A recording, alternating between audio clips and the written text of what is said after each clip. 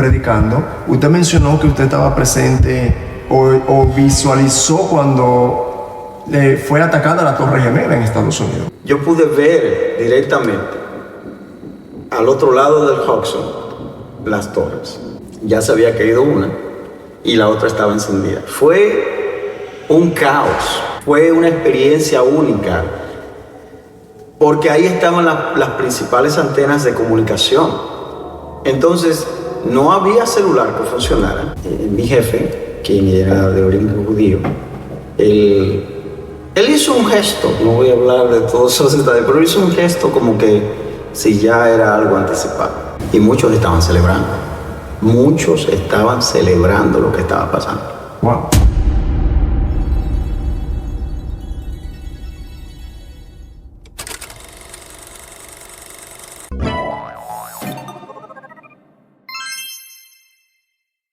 Estamos nuevamente en tu canal Rescatando Vidas en Cristo Jesús y queremos bendecirte y traemos un contenido totalmente nutritivo para nuestra vida y un contenido que va a bendecir de una manera especial con un invitado internacional el cual nos va a traer a colación parte de su vida, el cual en este momento queremos dejar para que sea él presentándose. Bendiciones, mi nombre es Sergio Rodríguez, soy el pastor y fundador del Ministerio Agua para las Vidas Sedientas y damos gracias a Dios por esta oportunidad que nos da de estar aquí compartiendo con todos ustedes a través de esta plataforma electrónica. Si pudiéramos identificar resumidamente de dónde vengo de los Estados Unidos, el estado de Georgia. Secularmente me ocupo trabajando en diferentes áreas, ahora mismo soy manager de una compañía que se encarga de la higienización de una escuela privada y estoy a cargo de un personal ahí.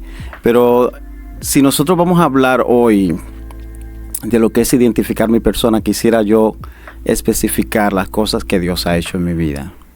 Amén, amén. Para nosotros es un placer tenerle aquí en esta cabina y sabemos que va a ser de gran bendición para cada uno de nosotros, igual que aquellos que nos están viendo en las diferentes plataformas, tanto en YouTube como en Facebook e Instagram y parte en TikTok. Estamos tratando de alcanzar a mayor persona posible para que también sean impactadas de la grandeza y del poder del Espíritu Santo y de aquellas historias que hemos trayendo en el transcurso de las grabaciones y transmisiones que hemos estado haciendo. En este momento tenemos el segmento Momento con los Pastores y hoy nos honra con su presencia y dando inicio a este increíble programa de este momento, queremos saber un poquito de su trayectoria. ¿Quién es el pastor? ¿Quién es usted? No quiero llamarlo por su nombre porque abarcaría como demasiado, pero queremos conocer un poquito de su trayectoria y brevemente denos un poquito como de esa historia infantil de su niñez. Bueno, yo soy nacido acá en la República Dominicana. No voy a decir el año, lógicamente. Nací en un sector acá en la capital, en Villa Juana. Y parte de mi niñez se identificó tanto en Villa Juana como en otra parte de Los Minas. Ahí al cruzar el puente de Sano Perdida, la Barquita. Lugares calientes. Sí. A temprana edad, pues, vi cosas que quizás no serían muy comunes para un niño. Y esas cosas, pues, comienzan a hacer de una forma u otra, algún tipo de desarrollo fuera de lugar en la mente de un niño. Esas cosas me condujeron a mí a practicar cosas que no eran muy bonitas, 4 o 5 años en esa área. Y no quisiera entrar en tantos detalles, pero sí sé que hay temas que son muy delicados en la familia y los padres, madres, tienen que tener mucho cuidado de identificar si los niños están alrededor cuando van a hablar de ciertos temas que los niños no están supuestos a escuchar. Y creo que esa fue una de las razones.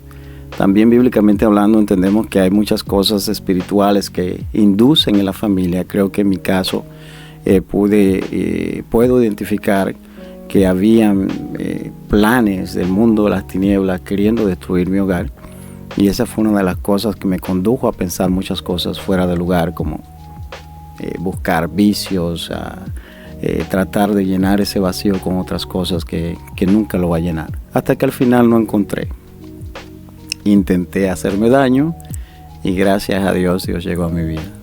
¿A qué nivel usted intentó hacerse daño? Fíjate que yo diría que psicológicamente los pensamientos que llegan son muy fuertes. Y más en el caso de una persona que no tenga la capacidad para lidiar. Yo diría que en todo lo que resta del día, las 24 horas que tiene, más de la mitad del día yo pensaba en cómo desaparecer de este mundo. Wow. Porque si comencé a temprana edad, a los 9 años, a conocer lo que es el alcohol, porque eso es algo muy, yo diría que hasta cultural. Porque aquí en nuestro país, República Dominicana, no por hablar negativo, pero parte de nuestra costumbre es ver si el niño o el bebé va a gustarle el alcohol. Es que cuando son de meses, le untan el dedo con alcohol en la boca al niño. Eso es algo muy común, ¿verdad? Y a la misma vez es completamente erróneo, porque como un bebé va a poder identificar eso no está supuesto a atravesar un niño por esa clase de experiencia. Y luego, como yo decía en una de esas oportunidades testificando, a un niño se le manda a encender un cigarrillo. Lamentablemente es parte de nuestra costumbre, quizás de nuestra cultura, lo que somos nosotros, pero es un acto irresponsable que, sin inclinarnos a señalar a nadie, creo que debemos de tener mucho cuidado, porque en realidad las víctimas son los niños. Amén, amén. En su niñez, también usted hizo hincapié o mencionó que los vicios. Uh-huh. ¿Usted estuvo sumergido en los vicios? ¿A qué nivel usted fue inducido en ese ambiente? Bueno, a los 9 años yo comencé a tomar alcohol, porque de una manera muy responsable mi papá me puso a trabajar en un taller de ebanistería para que aprendiéramos, a mi hermano y yo, a tomar el significado de la vida. Lamentablemente en los talleres se ven muchas cosas que no está supuesto un niño a escuchar, y entonces tuve que atravesar por esos traumas, cosas que mi mentalidad no estaba capacitada para eso, y todos los sábados, cuando se terminaba ya el día del trabajo, ya ellos estaban tomando, y mientras ellos se inclinaban con la botella, me daban una tapita a mí, y ahí pues yo me pasaba horas tomando con ellos. Un adoctrinamiento. Exacto. Inconsciente. Exactamente. Y pues una vez fue algo tremendo, porque ese día parece que el alcohol ya no me estaba haciendo efecto. Yo creo que tenía como unos 10 años ya. Y alguien que estaba ahí se atrevió a ofrecerme marihuana. Gracias a Dios que nunca me incliné a eso, de las drogas, pero como quiera estaba inducido a estar participando en algo que se convierte al final en un vicio, una dependencia, y ese es el peligro de los vicios en este tiempo. La gente no quiere entender que cuando esa dependencia comienza a tomar territorio en nuestra mente y nuestro sistema, el día que no lo tenemos, entonces comenzamos a sentirnos mal, y la gente comienza a identificar lo que sea necesario para buscar esa sustancia que supuestamente le hace sentir bien. ¿Esto me puede hacer pensar que había un déficit o falta de aprecio familiar? Familiarmente, lamentablemente, hoy que Dios me ha permitido vivir en otro país, no es solamente República Dominicana. Conozco cultura de otros países como México, Guatemala, Salvador, Colombia, Honduras y Argentina, y me doy cuenta que es algo común, es como un patrón que se identifica en nuestras culturas, y es que nos enfocamos tanto en trabajar y en buscar supuestamente el mejor porvenir para nuestros hijos, y nos descuidamos en dedicarle tiempo. Nos descuidamos en entender que hay tiempo para todo.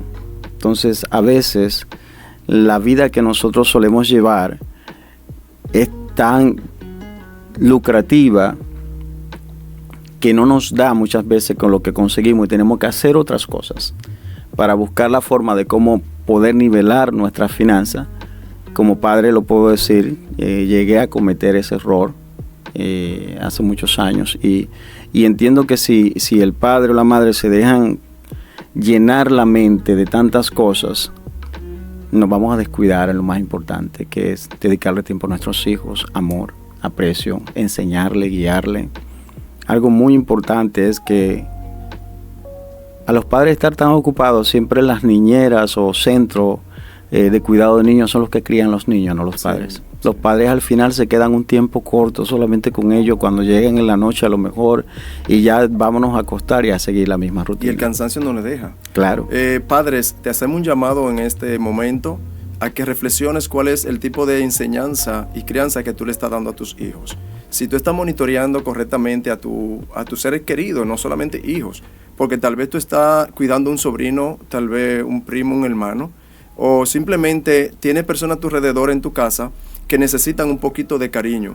Te motivamos en este momento a que tú te enfoques un poquito más en el valor familiar y que la parte económica obviamente es importante, pero necesitamos en las casas, en las familias, que haya un poquito más de aprecio, un poquito más de atención, un poquito más de amor, que se le brinde ese cariño que hace falta, porque eso es lo que está haciendo la juventud y la adolescencia en este tiempo. Está buscando lo que le hace falta en casa, buscándolo en la calle, y de esto debemos tener mucho cuidado, porque el que le va a dar eso en la calle no se lo va a dar como tú lo puedes dar con sinceridad y sin malicia alguna. Porque recuerda, el que está afuera mayormente busca un beneficio personal o sacar un beneficio del otro que lo ve débil o inofensivo. Realmente necesitamos una sociedad diferente, pastor. Necesitamos una sociedad que se enfoque en el proceso familiar adecuadamente. Y saliendo un poco ya de la infancia, queremos saber cómo fue su evolución luego de ese trance de una vida un poquito desordenada, de influencias malas. Queremos saber cómo usted fue desligándose a esto, o si esto también fue influencia en su adolescencia y en su juventud.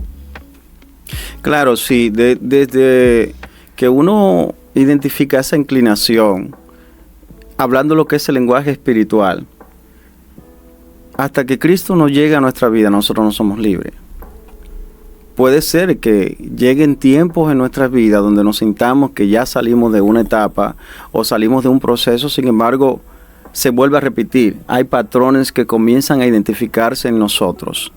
Y en mi caso, cuando salgo de la niñez, que comienzo la adolescencia, ese mismo patrón seguía como un círculo vicioso, porque es algo que tú lo ves en todas partes, en la escuela, en la casa, en la calle, las amistades. Hablar de lo que es la morbosidad, hablar de lo que es hacer las cosas ya de gente adulta, era como una meta, como un sueño, y lograr identificar principios era como que estaba en un pensamiento muy pobre en mi mente. Entonces, pues uno lo que quería era ya ser grande antes de tiempo. A los 13 años, entonces yo me independicé. Le dije a mi mamá, yo soy un hombre ya. Normal. Sí, le dije, ni me cocine, ni me lave, ni nada de eso. Mi mamá muy tranquila me dijo, ok, no hay problema. Está bien. Y me di cuenta que fue un grave error. Sí. Porque quizás me empujé yo mismo a querer disciplinarme, pero Dios no bendice el desorden. Cuando nuestros pasos están desordenados, no existe esa dirección de Dios. Es muy importante. Yo sabía que Dios existía, yo sabía porque mi mamá de alguna forma u otra quiso enseñarme esos principios. No era cristiana, pero era muy temerosa de Dios. Y lo que comencé entonces fue a querer buscar a Dios a través de las religiones. Entendía que estos pasos que yo estaba dando estaban consumiendo mi vida, y comencé a buscar a Dios, buscando alternativas como la iglesia tradicional, la iglesia católica. Fui partícipe del catecismo no sé ni cuántas veces tratando de hacer la primera comunión, porque me habían enseñado que eso era muy importante, pero nunca la pude hacer. Me sentí que estaba fracasando. Luego mi mamá se inclinó a recibir a los mormones en la casa y me encantó la idea de ver cómo ellos tenían una disciplina, hasta que vi algo que no me gustó mucho. Entonces descarté eso. Luego, si me pongo a hablar de religión no vamos a terminar la entrevista hoy, pero hubo algo que me condujo a mí a pensar en otra cosa, y fue la trascendencia mental. Cuando intenté caminar en esos pasos que son muy peligrosos y desviados de los principios de Dios, mucha gente piensa que esto es algo muy chévere, ¿no? Y ¡wow! Tú puedes hacer eso. Todo esto tiene una verdad oculta, que es el reino de las tinieblas. Hoy en día ya los brujos no son tan famosos como antes, pero hoy en día hay muchas formas de que la gente ser usado por Satanás y sus demonios, y ya la gente no se da cuenta que ya no se necesita ser un brujo para esas cosas. Esa transición en mi vida duró hasta los 14, 15 años, donde yo comencé entonces a entender que nada llenaba ese vacío en mi vida. Haciendo un paréntesis, me gustaría que usted explique brevemente sobre esa decisión que usted tomó de la parte mental que usted mencionó, para que lo que nos están viendo entiendan a qué usted se refiere o qué es eso. Es una práctica que lamentablemente por la falta de madurez o conocimiento, gente trata de indagar en camino que no conoce, y lamentablemente se ven ya enrollados en esas cosas. Yo entendía que la gente estaba practicando esas cosas. Yo no sé si ustedes... No, yo creo que ustedes no. Ustedes son muy jóvenes. Para mi tiempo de mi niñez había una serie radial que se llamaba Calimán, el hombre increíble. Bueno, yo no soy tan jovencito. Yo escuché de Calimán. Yo no la escuché, pero escuché de Calimán. Y eso pues llamaba mucho la atención porque, wow, el hombre increíble. Y él decía, sí, todo lo puedes con el poder de tu mente.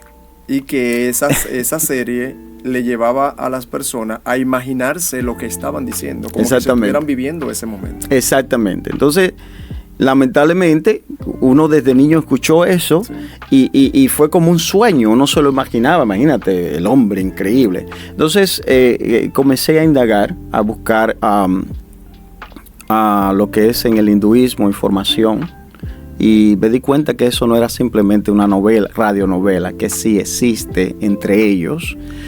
Tienen su creencia. No puedo decir a qué magnitud se puede manifestar todo esto, pero todo esto tiene una verdad. Todo esto tiene una verdad en el hinduismo. Todo lo que conduce a querer identificar el poder de nuestra mente y que podemos controlar todo, la verdad es que Dios no está ahí. Amén. Dios no está ahí en esas cosas, porque Dios no nos manda a nosotros la palabra a dominar las cosas con nuestra mente. No, nosotros somos libres por Cristo.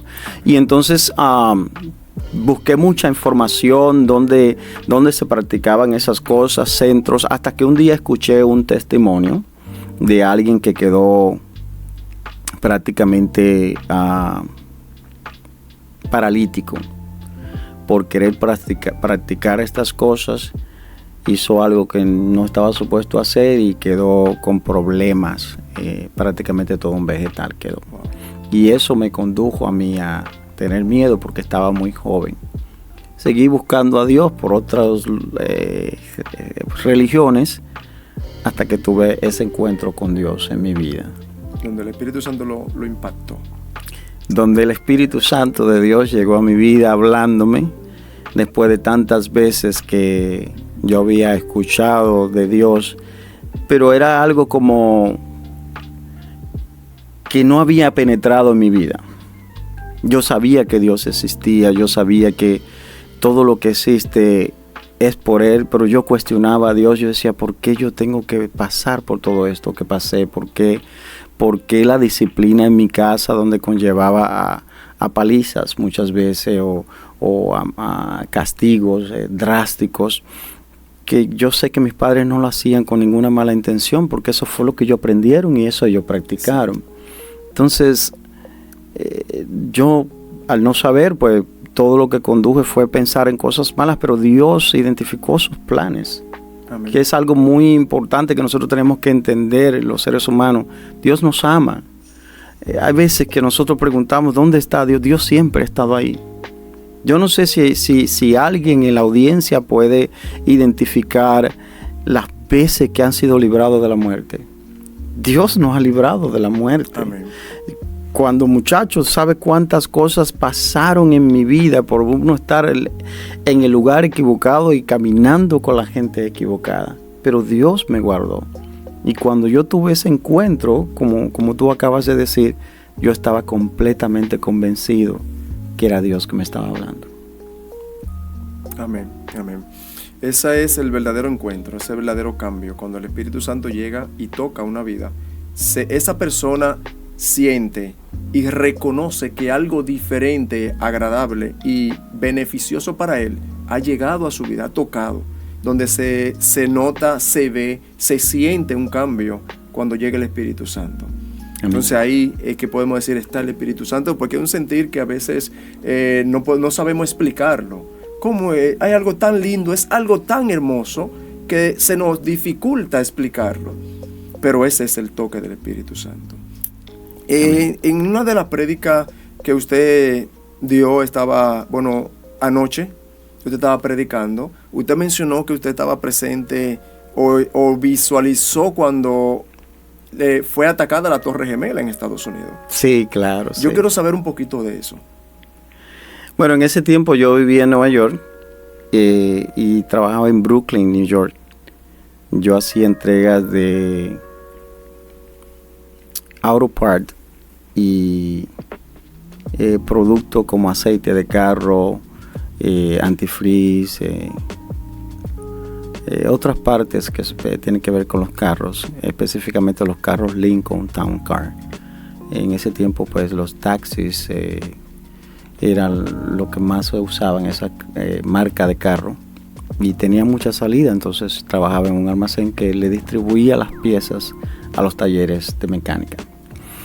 Lógicamente, para poder cruzar de Brooklyn al área que yo hacía delivery, que era toda la área de Manhattan, el Bronx y parte de Queens, para poder cruzar para Manhattan había que cruzar por un área donde se veían las torres.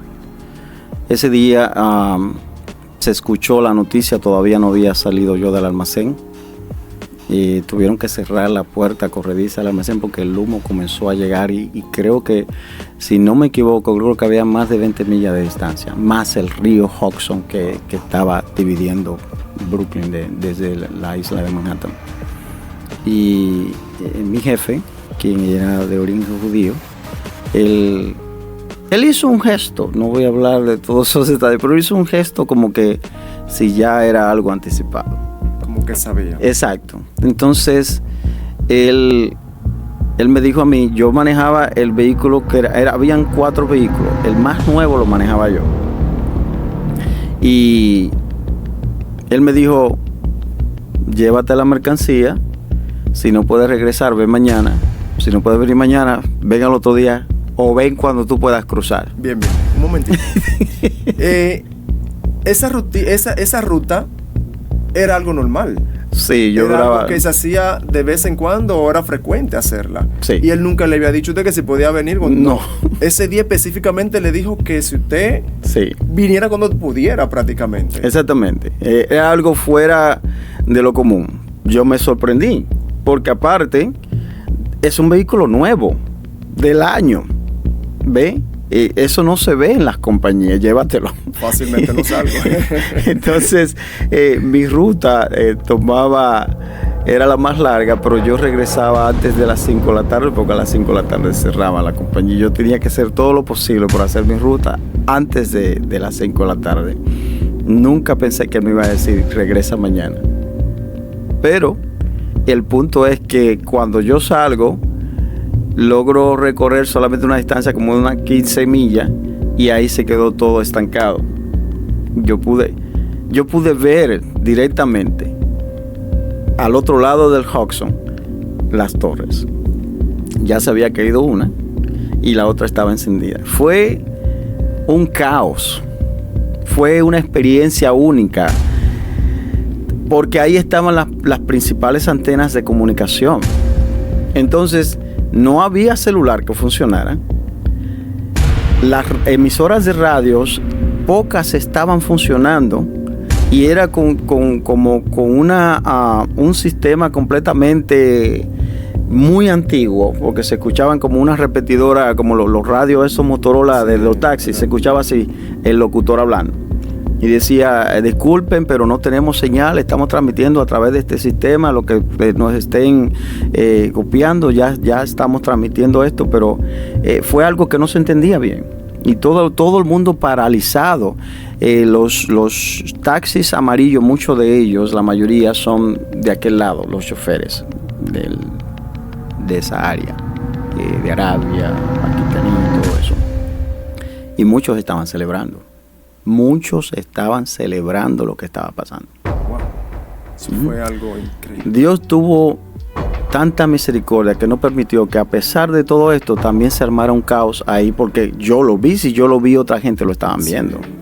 Y si yo, en mi mente me pasó, y yo dije, verdaderamente esta gente tiene a Satanás metido en su corazón, porque estamos hablando de tragedia, vidas, muertes que se identificaron.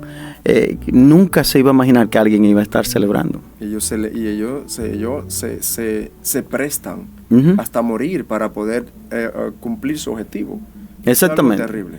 Y uno que conoce la palabra, pues llega un momento en mi vida donde preocupado por mis hijos, preocupado por mi esposa, ¿qué hago? Dios mío, dejo todo esto botado, me voy corriendo, pero corriendo iba a llegar como en 2 semanas.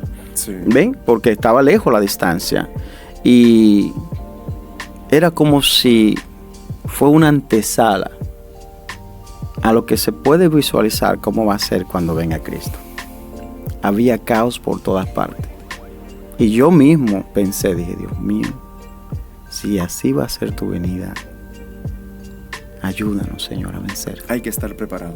Amén. Hay que estar preparado. Bien, luego de esta historia, de este testimonio, queremos entonces introducirnos nuevamente a lo que es la historia del pastor.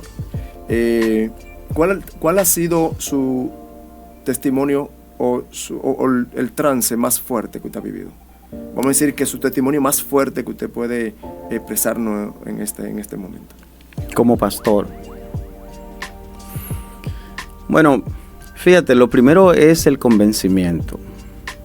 Para mí, anoche, ya que tú lo mencionaste, yo me sentí en mi casa, porque lo mío siempre ha sido la calle. Y allá donde yo estoy se hacen pocas actividades en la calle. Pero cuando viví en Nueva York, lo mío siempre fue la calle. Cuando Dios trata conmigo acerca de este llamado, yo dije, Dios mío, pero ¿cómo va a ser posible? Y gente ya me había profetizado, tú vas a ser pastor, y yo nunca acepté, porque yo lo mío era la calle. ¿Ve? Evangelista, no de púlpito, sino lo mío es la calle. Y tocar puertas, subir escalones, predicar con nieve, sin nieve, calor, lluvia, eso es lo mío. Cuando Dios trata conmigo, hablo con mi esposa, hablo con mis hijos y le explico la situación, le dije, vamos a orar. Y entonces, sin querer identificar una condición delante de Dios, le dije, Señor, yo te creo y sé que todo lo que tú haces lo haces perfecto. Pero yo te pido que me ayudes primero a pastorear mi casa, porque no tengo moral para pastorear una congregación si no sé pastorear mi hogar. Y fue una transición tremenda, porque ahora mi esposa me iba a ver como un pastor y mis hijos también. Es una transición que no podía ni siquiera imaginarme, de yo ser super papi en la casa y ahora también a ser pastor. Lógicamente uno entiende que tenemos una responsabilidad como sacerdote del hogar de guiar a nuestros hijos, guiar nuestro hogar por el camino de la verdad, que es Cristo. Pero de ahí a tener que hacerlo ministerialmente como un pastor ahora, era un reto para mí. me tomó aproximadamente unos 6, 7 meses en poder caminar en esa transición para entonces salir hacia adelante. Entonces, ese ha sido como lo que más le ha impactado. Sí. La transición a ser pastor. Uh-huh. El llamado estaba, ya la administración estaban, vamos a decir así, que ya Dios había tratado con usted, pero el dar el paso al pastorado ha sido lo más fuerte. Sí. Hábleme un poquito de su operación de corazón o pecho abierto, ¿no?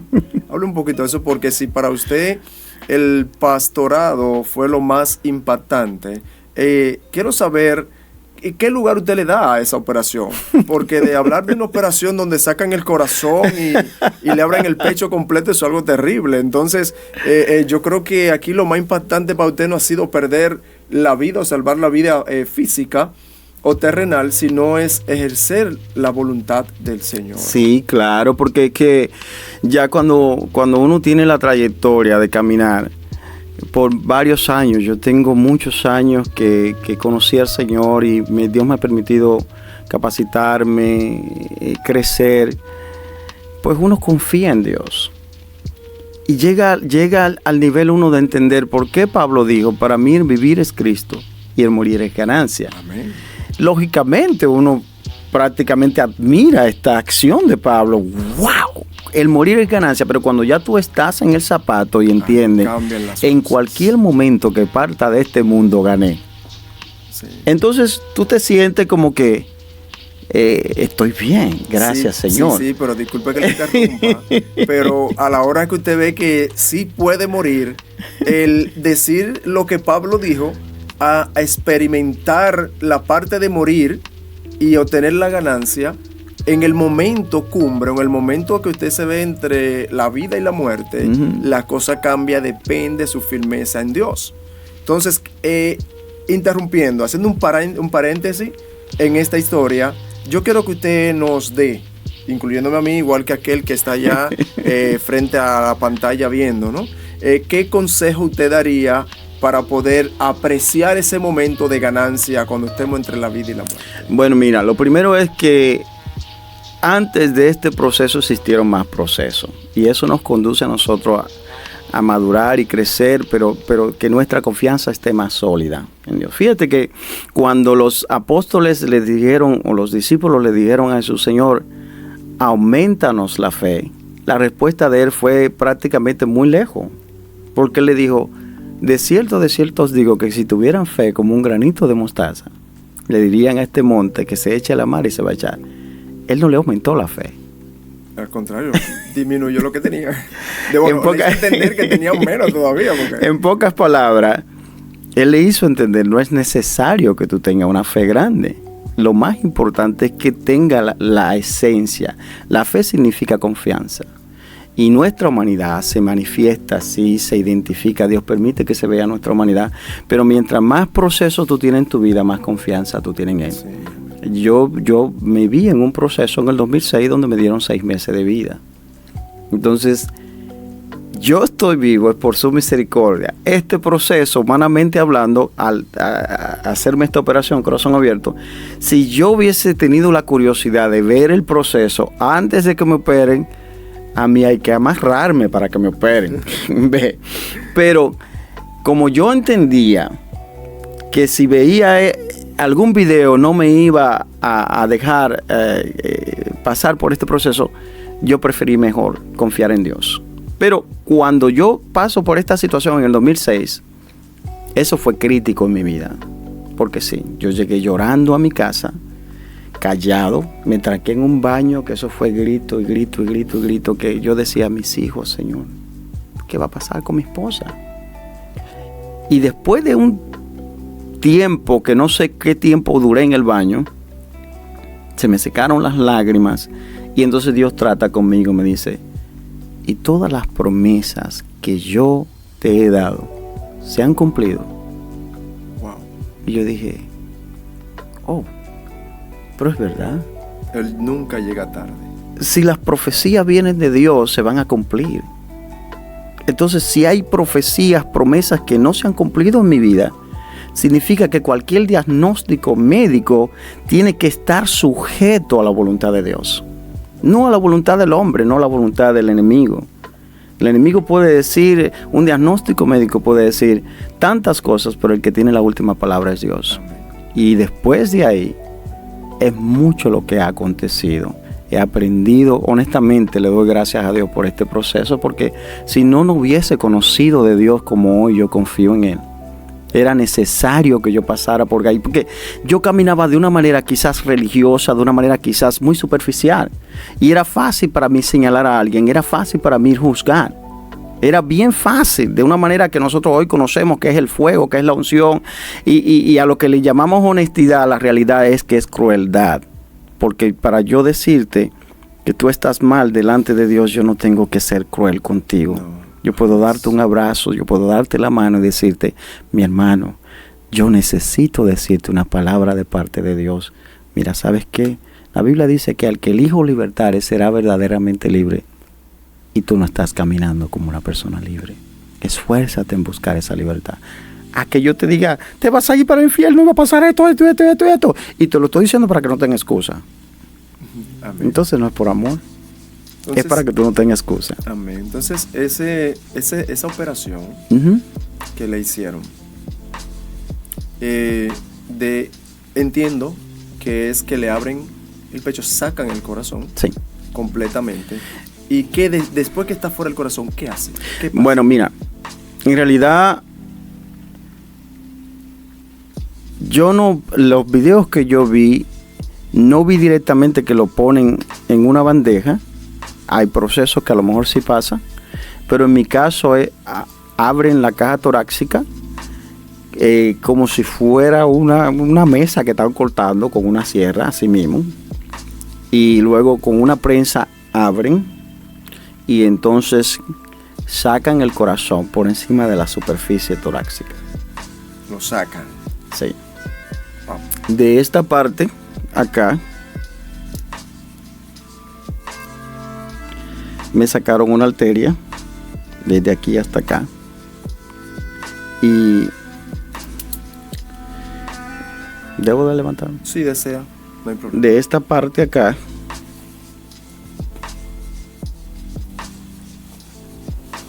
hasta acá me sacaron la otra arteria. Esta, que es la más larga, la cortaron en dos, y las arterias principales que cubren el corazón son 3. Entonces ahí se formaron las 3, quitaron esas que estaban calcinadas y las reemplazaron. Lo más difícil que yo pude ver en el video, que eso ahí fue que yo glorifiqué a Dios, es que ellos detienen el corazón completamente. Esa es la parte más difícil de creer.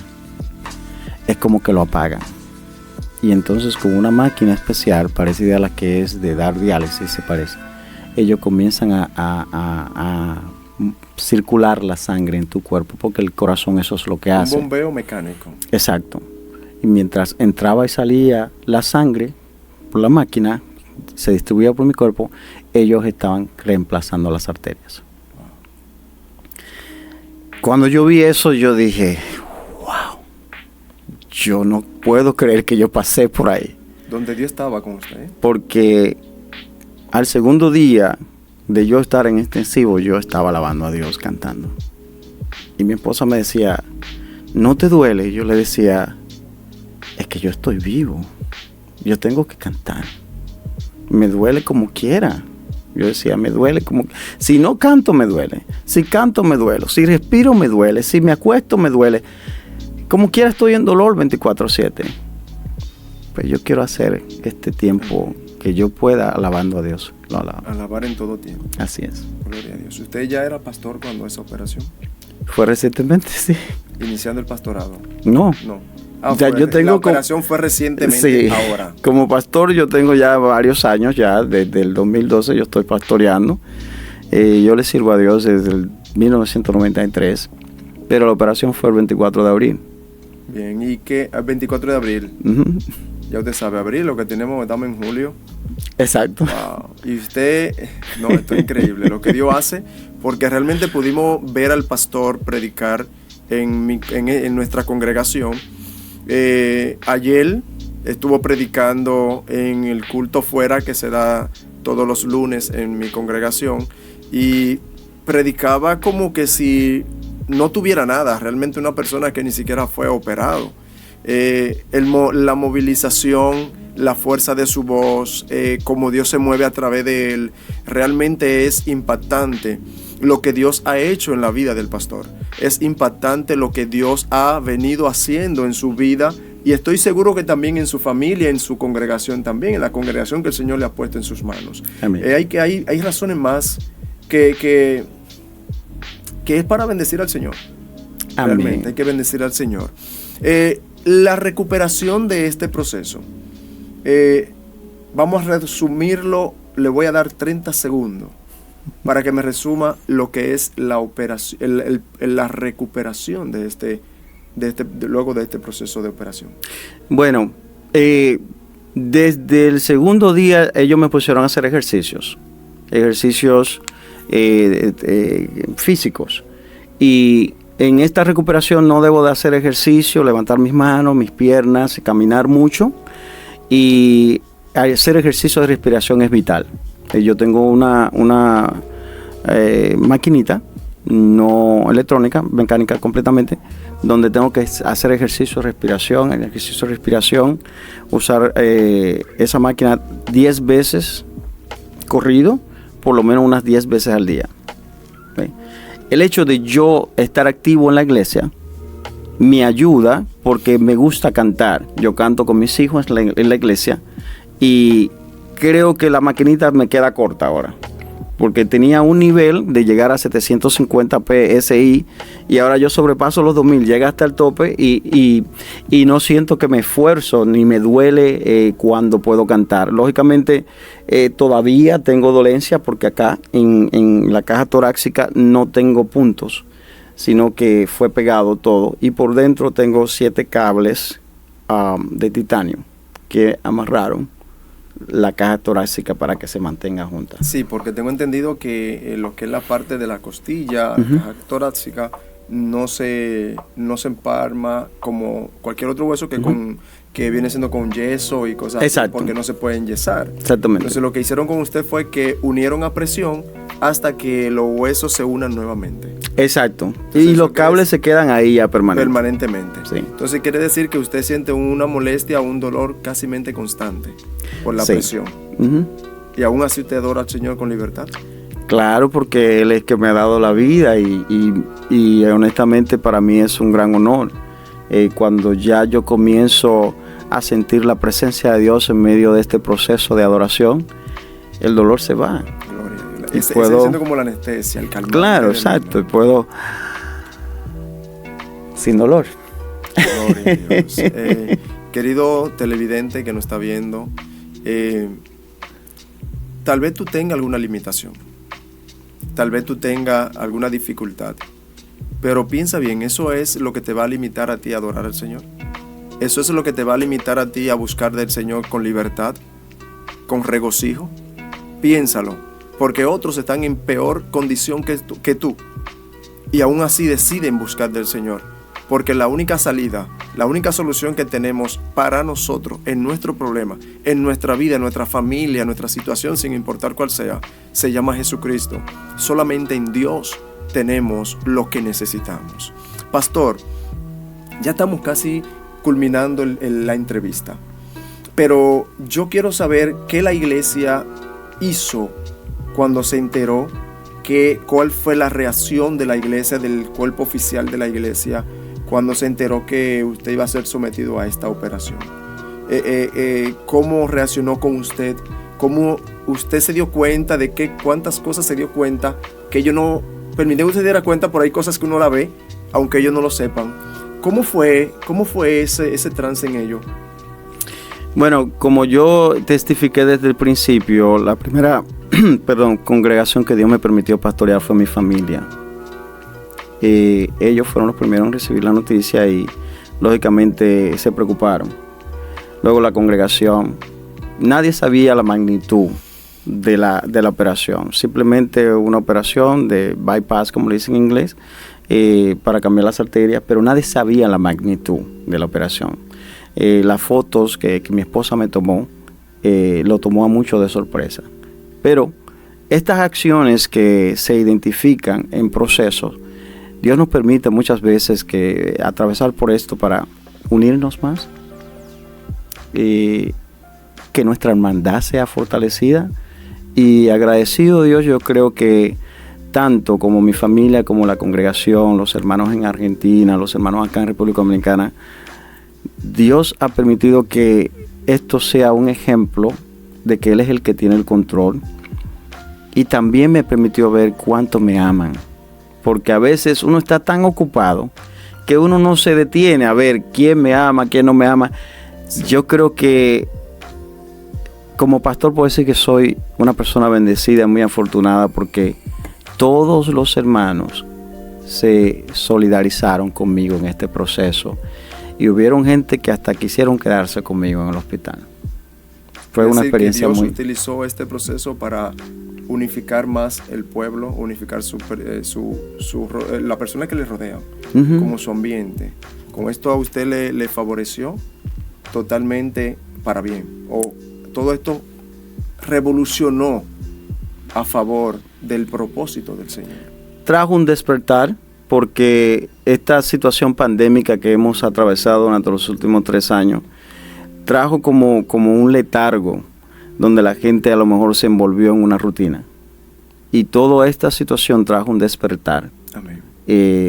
Porque ellos siempre han estado muy unidos a mí y me han amado, pero trajo un despertar de que sí hay esperanza de que el amor de Dios sigue identificándose en nosotros, en nuestras acciones. Y darle la mano al caído creo que es parte del ejemplo que Cristo dio. Amén. Se preguntarán el por qué yo estoy poniendo a correr el reloj de arena que tenemos acá. Cada vez que culmina de caer toda la arenilla, yo lo volteo. Tiene un significado y quiero dártelo en este momento. Cada segundo o cada milésima de segundo de nuestra vida tiene un valor. El tiempo es fundamental dependiéndolo en qué lo empleemos. Aprovecha tu tiempo. Aprovechemos el tiempo que Dios nos brinda en nuestra vida y pongamos a funcionar esos planes, esos proyectos que Dios ha puesto en nuestra mente. Amén. O que nos ha entregado en nuestras manos. Vamos a multiplicarnos, vamos a hacer cosas productivas, vamos a amar a nuestros seres queridos, a todas las personas que nos rodean.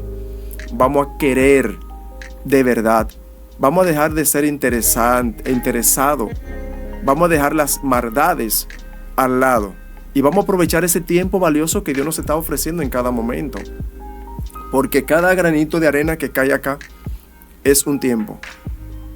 Cada granito de arena que cae acá es una oportunidad que Dios nos está dando.